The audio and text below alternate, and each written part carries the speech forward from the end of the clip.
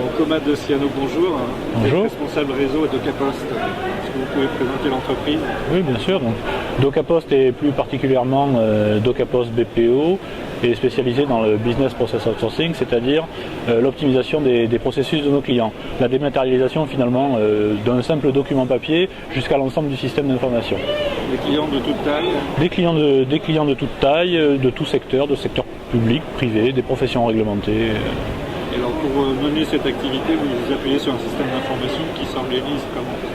Alors pour mener toute cette activité, on a un système d'information que nous gérons en interne, basé sur une structure data center, tout ce qu'il y a de plus classique, et sur l'utilisation d'une vingtaine de sites sur le territoire national. Nous essayons de construire, à toute fin de sécurité et d'optimisation de nos charges également, une logique fonctionnelle pour laquelle nous faisons appel à des technologies présentes aujourd'hui aux assises. Un exemple de ces technologies, ça va être Alors, les technologies d'infrastructure et de sécurité, comme l'analyse protocolaire, l'analyse WAF, comme la gestion du DNS dynamique, l'accélération SSL, qui sont des vecteurs clés en ce moment du secteur IT. Vous m'avez dit justement il y a deux approches importantes, le full SSL, c'est ça, et puis l'activité continue dans votre cas. Exactement. À partir de ces briques techniques-là, on a révisé la vision historique du data center pour mettre en avant une logique de zone de confiance, c'est-à-dire confiner le périmètre des missions qui nous sont confiées à une zone la plus petite possible et mettre en avant un système informatique automatisable qui va s'assurer de l'optimisation des flux, c'est-à-dire de la continuité d'activité au travers de nos deux data centers, s'assurer que le client en cas de disaster recovery n'a rien à faire, s'assurer également de l'intégrité de ses flux, et s'assurer de la protection aux attaques, qu'elles soient protocolaires ou qu'elles soient dans le fonctionnement applicatif au travers des modules WAF. Et est-ce que vous fonctionnez en mode infogéreur, entre guillemets, pour vos clients? DocaPost BPO aujourd'hui est constitué de 5 BU. L'activité que je représente, qui est une direction transverse, est effectivement un infogérant pour ces 4 BU, un infogérant interne. Et le client final, il peut conserver ses données dans son propre data center éventuellement, ou il externalise Non, notre métier c'est d'externaliser l'ensemble du processus, donc données incluses. Un des points que nous avons mis en avant avec cette technologie-là, c'est de faire confiance à un partenaire privilégié justement pour aborder ces aspects d'optimisation. On y retrouve aujourd'hui un gain très important en termes de charge humaine.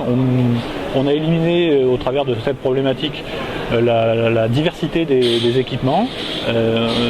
On possède une gestion centralisée, un déploiement avec modèle pour l'ensemble de nos prestations qui nous permet de gagner un temps vraiment énorme. Donc aujourd'hui on a un vrai gain d'exploitation pour les équipes techniques et au final pour les clients, puisque ce gain d'exploitation se transcrit en réactivité pour nos clients finaux. Est-ce qu'il a fallu mettre en place une organisation particulière pour y parvenir? Transformer peut-être des délégations d'administration, des choses comme ça? Effectivement, ce sont des choses qui sont en train de se profiler aujourd'hui. Là, vous êtes un petit peu mis en avance sur votre roadmap. Maintenant que le modèle et l'automatisation du modèle a fait ses preuves, il est question de l'ouverture de ce modèle à nos clients internes, puisqu'en tant qu'infogérant, notre ambition c'est de fournir le meilleur service à nos BU. Et donc à ce titre-là, pour les évolutions à venir, vont dans le sens de la délégation aux équipes BU qui gèrent elles-mêmes leurs clients afin de donner encore plus de réactivité. Sur les assises ici, vous rencontrez d'autres responsables informatiques, d'autres responsables sécurité. Qu'est-ce que vous retenez de ces échanges?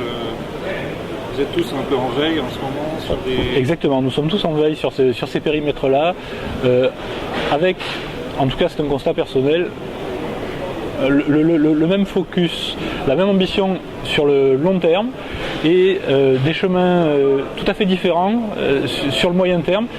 C'est en croisant ces chemins moyen terme qu'on arrive à établir vraiment ce schéma directeur, en tout cas pour notre SI. Et c'est vrai que maintenant, ça fait 3 ans que je participe aux assises et ces 3 dernières années ont permis de retrouver des briques qui sont déjà en place et d'autres qui seront en place.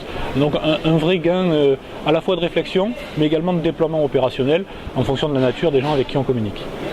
Justement, vous voyez les responsables infrastructure et les DSI en global changer réellement en termes d'organisation, en termes de peut-être se rapprocher plus de la conformité Oui, il y a des vraies questions de conformité, de normalisation qui sont en phase aujourd'hui chez nous. On a des projets typiquement qui sont en phase de certification type ISO 9001 ou 27001. Donc il y a des vraies questions de gouvernance au travers de ça qui sont mises en avant.